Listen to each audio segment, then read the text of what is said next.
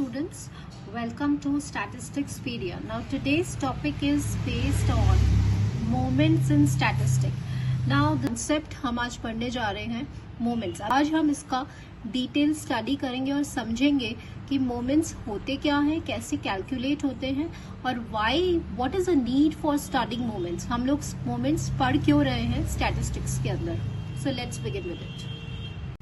See, this is what I have written, that what do you mean by moments, and ये हम बाद में समझेंगे. सबसे पहले हम इसका जो बेस है, जो कॉन्सेप्ट है, वो समझेंगे कि स्टूडेंट्स, अब मोमेंट एक ऐसा टर्म है जो बेसिकली फिजिक्स में बहुत ज़्यादा फ्रीक्वेंटली यूज किया जाता है. Definition of moment in physics.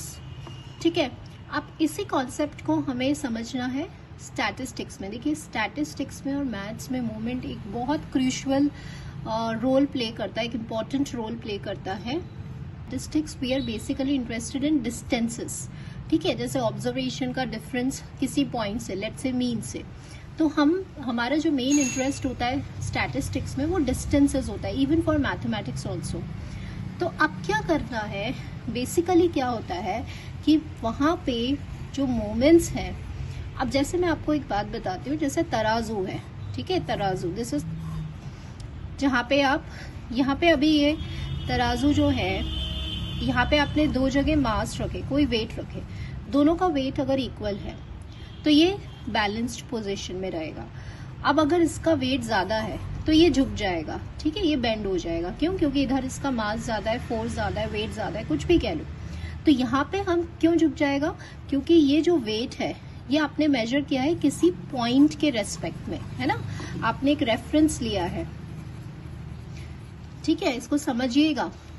What I'm trying to understand is कि हम यहाँ पे जो वेट कैलकुलेट कर रहे हैं वो बैलेंस्ड है, नहीं है, झुका हुआ है, वो कैसे हमें पता चल रहा है कि यहाँ से आपने इसको पकड़ा हुआ है, इस तराजू को. ठीक है, ये इसका रेफरेंस पॉइंट है. ठीक है, अब जैसे फिजिक्स में हम इसको फल्क्रम कहते हैं, हमें इतना नहीं समझना है, हमें सिर्फ ये समझना है कि आपने इस वेट को मेजर करा है with respect to this point, with respect to this reference. Yes, तो अब हमें इसी चीज को हम लेके चलते हैं स्टैटिस्टिक्स में कि सपोज अगर एक नंबर लाइन है और इस नंबर लाइन में ये नंबर्स हैं और मैंने आपसे बोला कि अगर आप अभी यहाँ खड़े हुए हो तो इसका मतलब क्या है, what do you mean by this. तो आप क्या बोलोगे कि I am 6 units away. From which point? You are 6 units away from which point? You are 6 units away from this point, from origin. So अब आपको क्या समझ में आया? Basically आप distances measure कर रहे हैं, लेकिन आप distances किसके respect में measure कर रहे हैं? किसी reference के respect में, कि आपने इस जीरो को, इस point को एक reference माना है. इस रेफरेंस के रेस्पेक्ट में आप डिस्टेंसेस मेजर कर रहे हैं. तो मोमेंट क्या है? मोमेंट कुछ नहीं है, डिस्टेंसेस का जो एवरेज इफेक्ट है, जो नेट इफेक्ट लिया जाता है, उस एवरेज इफेक्ट को मेजर करने के लिए हम मोमेंट्स निकालते हैं, लेकिन किसी रेफरेंस के रेस्पेक्ट में. ठीक है, अब फॉर्मूला भी समझ में आएगा.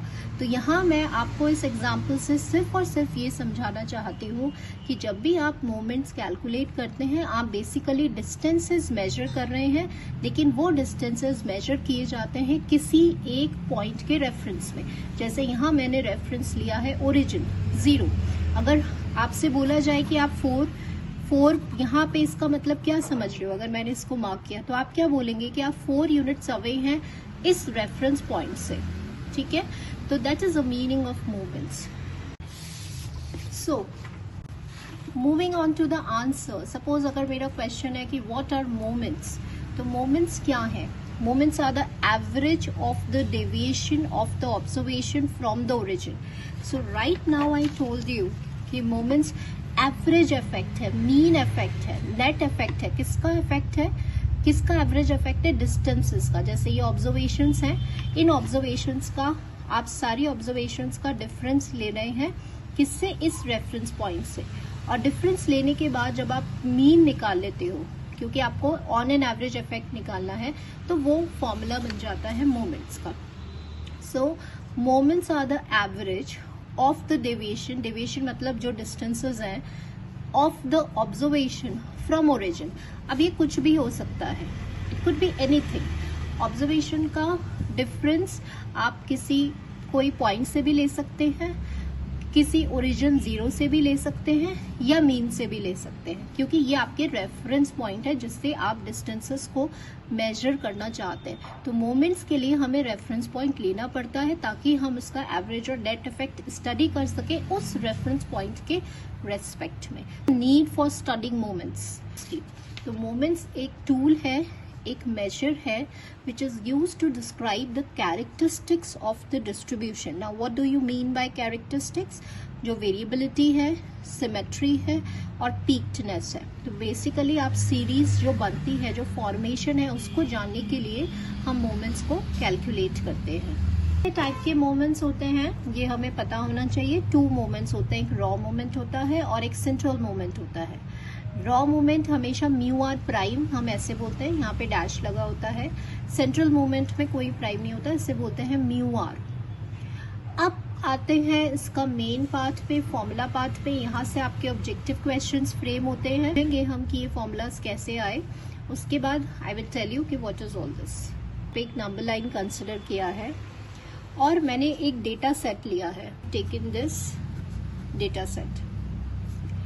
अब आप ये देख रहे हैं कि 4 मतलब आप 4 यूनिट अवे, और मेरा रेफरेंस पॉइंट क्या है, ओरिजिन है। मतलब आप यहाँ पे 4 यूनिट्स अवे हैं।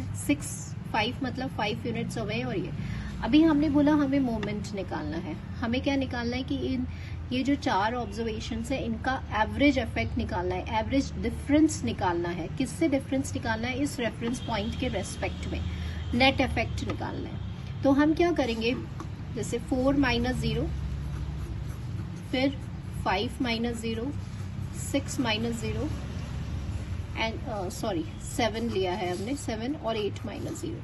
हम एवरेज इफेक्ट निकाल रहे हैं। तो एवरेज मतलब why I am doing this, minus 0 क्यों किया है, क्योंकि आप यहाँ पे इस पॉइंट का डिस्टेंस ले रहे हो, किससे, इस रेफरेंस पॉइंट से। ठीक है, तो अब एवरेज ले रहे हैं तो 4 ऑब्जर्वेशन है तो 4 से डिवाइड किया, तो बेसिकली अब 6 आ गया, है ना। So what I want to say over here students, कि ये जो आप ले रहे हैं ये बेसिकली क्या है, अगर मैं इसको फॉर्मूले में लिखना चाहूँ तो आप कैसे लिखोगे, xi ऑब्जर्वेशन, उसका डिफरेंस आपने ओरिजिन लिया है क्योंकि ये आपका रेफरेंस पॉइंट है। ठीक है, summation i goes from 1 to n। यहाँ पे सपोज 4 है तो 4 observation divide by total observation. ठीक है, मैं इसको n लिख रही हूँ क्योंकि जनरल फॉर्मूला है। अब 0 का तो कोई रूल नहीं है, तो ये आ गया समेशन xi माइनस n, और ये क्या आ गया, ये मीन आ गया।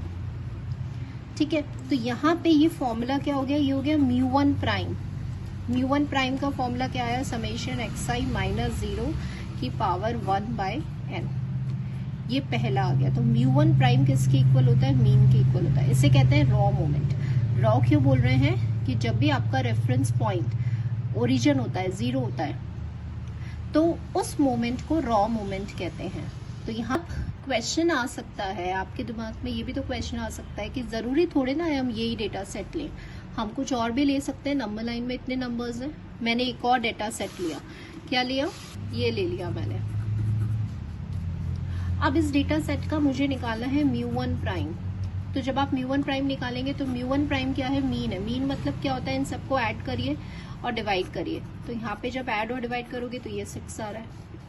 तो आप देख रहे थे कि अगर आपने कोई और डेटा सेट लिया है और उसका μ1 प्राइम निकाला है, मतलब मीन निकाला है, तो वो भी 6 आ रहा है। और नंबर लाइन पे हम कुछ और भी ले सकते हैं, उसका μ1 प्राइम निकाला तो वो भी 6 आ रहा है। तो अब क्वेश्चन ये आता है कि जो ओरिजिनल डेटा सेट है और जो दूसरा डेटा सेट है, अगर दोनों के मीन सेम आ रहे हैं तो हम उनके बीच में कैसे डिफरेंशिएट करेंगे।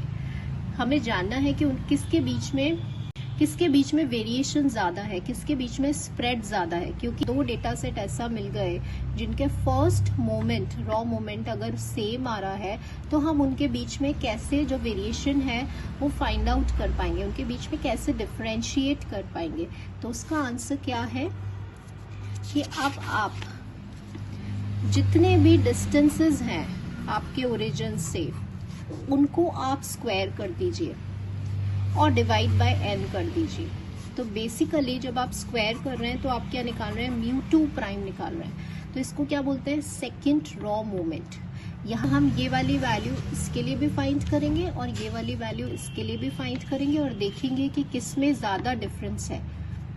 μr प्राइम 1/n, क्योंकि आप एवरेज ले रहे हैं, समेशन xi माइनस 0 आपका रेफरेंस पॉइंट है, टू द पावर r, क्योंकि अभी आप rth रॉ मोमेंट कैलकुलेट कर रहे हैं।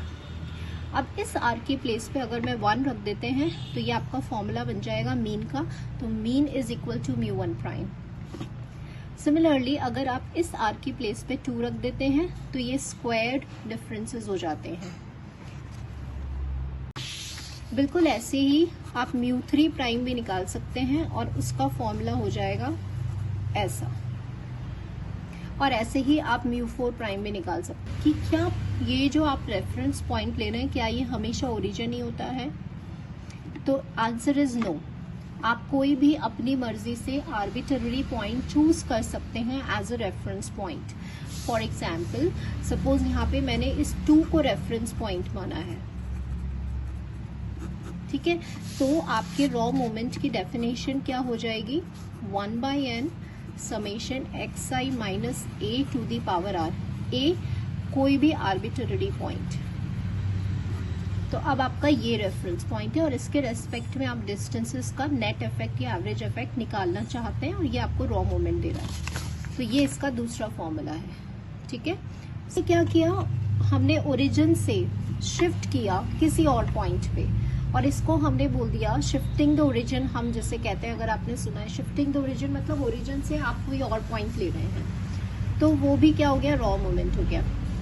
अब मेरा क्वेश्चन ये आता है कि अगर हम डिफरेंस आर्बिट्ररी पॉइंट से ले रहे हैं तो क्या हम ये डिस्टेंस मीन से भी ले सकते हैं? यस वी कैन टेक, हम कोई भी पॉइंट ले सकते हैं।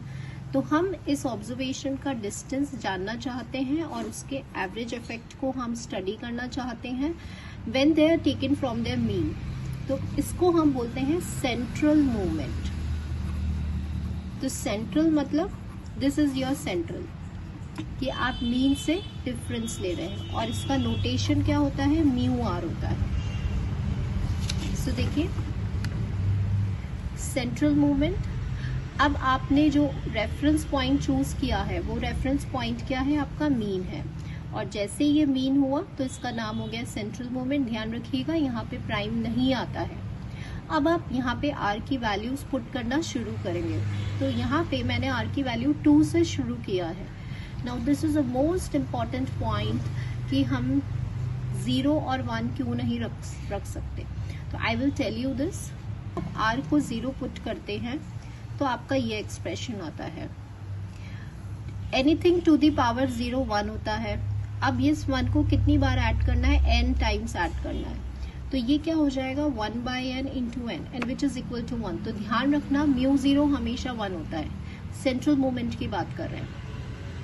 ऐसे ही फर्स्ट सेंट्रल मोमेंट की बात करेंगे तो वो हमेशा 0 होता है। क्यों 0 होता है, यहाँ पे आप r की प्लेस पे 1 रखिए, इस समेशन को अंदर ले जाइए। अब ये किसका फॉर्मूला हो गया आपका, 1/n मीन का फॉर्मूला। तो ये किसके इक्वल हो गया, 0 के। तो μ1 किसके इक्वल होता है, 0 के।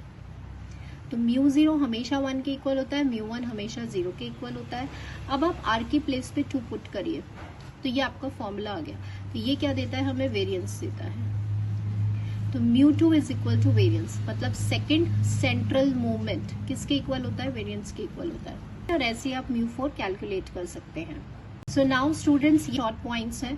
हमने जो पहले पढ़ा है उसको हमने समराइज कर दिया। देखिए क्रूड या रॉ मोमेंट का फॉर्मूला μ1 प्राइम किसके इक्वल होता है, इसको ऐसे भी बोलते हैं फर्स्ट रॉ मोमेंट, किसके इक्वल होता है, मीन के। μ2 मतलब समेशन एक्स स्क्वायर, यहाँ पे हमारा जो डिफरेंस है वो ओरिजिन से लिया गया है। इसी तरह से सेंट्रल मूवमेंट की बात करते हैं। सेंट्रल मूवमेंट में ओरिजिन पॉइंट क्या होता है, मीन होता है। तो ये इसका फॉर्मूला है। हमेशा ध्यान रखिए μ1 0 होता है। सेकंड सेंट्रल मूवमेंट वेरिएंस के इक्वल होता है। μ3 हम किसके लिए हेल्प करते हैं, स्क्यूनेस कैलकुलेट करने के लिए, और μ4 हम कर्टोसिस के लिए। हेल्प में लेते हैं। तो यहाँ पे मैंने इसको हाईलाइट क्यों किया है स्टूडेंट्स, आई टोल्ड यू कि मोमेंट्स जो हैं वो हमारी हेल्प करते हैं in order to determine the nature of the distribution, है ना। हमने स्टार्टिंग में यही समझा था कि कर्व के बारे में अगर हमें जानना है तो हम मोमेंट्स कैलकुलेट करें। तो आप देख रहे हो मोमेंट्स आपको जो बेसिक नेचर है, जो कैरेक्टरिस्टिक्स है वो बता रहा है, मीन बता रहे हैं, ठीक है, वेरिएंस का पता चल रहा है, मतलब जो स्प्रेड, जो डिफरेंस है ऑब्जर्वेशन का, जो डेविएशन है, जो डिस्पर्जन है वो हमें पता चल रहा है। तो ये मेजर ऑफ सेंट्रल टेंडेंसी हो गया, ये आपका मेजर ऑफ डिस्पर्जन हो गया। स्क्यूनेस, अगर आपने मेरा लेक्चर नहीं देखा है तो प्लीज डू विजिट, वहां पे मैंने स्क्यूनेस आपको कंप्लीटली एक्सप्लेन किया है, very detail video, and questions भी हैं स्क्यूनेस के कि स्क्यूनेस क्या होता है। कर्टोसिस पीक्ड होता है कि फ्लैट है, पीक्ड है, सिमेट्रिकल है, ठीक है, कैसा कर्व है, तो उसके लिए हम μ4 की जरूरत होती है और वो आपको कर्टोसिस के बारे में बताता है। The certain formulas which is again you have to learn these formulas because ये हमें हेल्प करते हैं ऑब्जेक्टिव क्वेश्चंस को सॉल्व करने में। ये रिलेशन है सेंट्रल मोमेंट और रॉ मोमेंट। आप देख रहे हैं अगर आपको μ2 निकालना है, वेरिएंस निकालना है, तो आप कैसे निकालोगे, μ2 प्राइम माइनस μ1 प्राइम का स्क्वायर। अगर आपको थर्ड सेंट्रल मोमेंट निकालना है तो हम किसकी हेल्प लेंगे, रॉ मोमेंट्स की हेल्प लेंगे, और फॉर्मूला होता है ये। एंड सिमिलरली अगर आपको फोर्थ सेंट्रल मोमेंट निकालना है तो दिस इज अ फॉर्मूला। ये इसका एक शॉर्ट ट्रिक बताती हूँ। जैसे आप μ2 निकाल रहे हो तो लास्ट वाली टर्म में हमेशा स्क्वायर लगेगा, μ3 निकाल रहे हो तो लास्ट वाली टर्म में हमेशा क्यूब लगेगा, और μ4 निकाल रहे हो तो लास्ट वाली टर्म में हमेशा 4 लगेगा। ये पहली ट्रिक है। दूसरी देखिए, μ1 प्राइम लास्ट में तीनों में आएंगे, मतलब मीन तीनों में आएंगे, ठीक है।